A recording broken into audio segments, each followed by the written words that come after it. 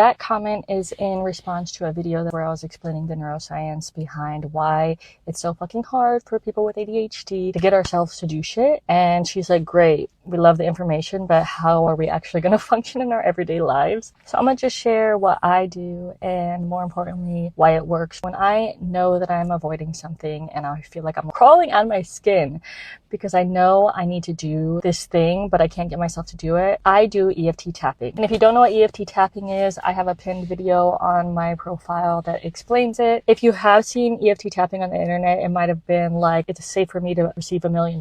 That's not what I'm trying to do. I'm not like, I am motivated. I'm not trying to gaslight myself into thinking that I can get stuff done when I know that my brain physically doesn't have the mechanisms to like make that happen. Instead, I tap on exactly what I'm experiencing and exactly what my body is going through. So I'll be like, I really don't want to do this. That project seems really boring. I'm mad at myself that I'm not getting started. And that's when the tapping paired with stating exactly what's happening is so insanely powerful. The tapping itself sends a calming signal to your amygdala, which you probably know is your brain's fight or flight threat detector. So your brain is receiving two signals simultaneously. The uncomfortable feeling that is coming up as a threat in your body, but then also the tapping, which is physically calming your body. And that contradiction is what starts to break the avoidance pattern, because your brain is learning in real time that this task, this feeling, this thing you've been dreading does not actually require a threat response. And here's where it gets like really interesting for ADHD brains specifically, because yes, parts of our brains are developmentally behind, or they receive messages slower than a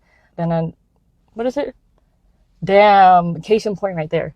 Than a neurotypical brain would. But that does not mean that the brain cannot change. Because of neuroplasticity, every time you tap through an avoidance feeling, instead of running from it, you are literally creating a new association in your brain. So each time you tap while naming the fear or the overwhelm, you are creating a new pathway. This sensation doesn't equal danger. And over time, your nervous system learns to default to the calm rather than the threat. So in the short term, tapping gets you unstuck in the moment, in real time. It lowers the stress response fast enough for your prefrontal cortex to come back online, and you can actually think clearly again. And then in the long term, the avoidance pattern loses its charge, not all at once, but over time, consistently, it changes. The ADHD brain being less developed in certain areas doesn't mean it's stuck like that. It means that it needs a tool that works with the nervous system instead of demanding the nervous system to perform the way it can't. It can't yet.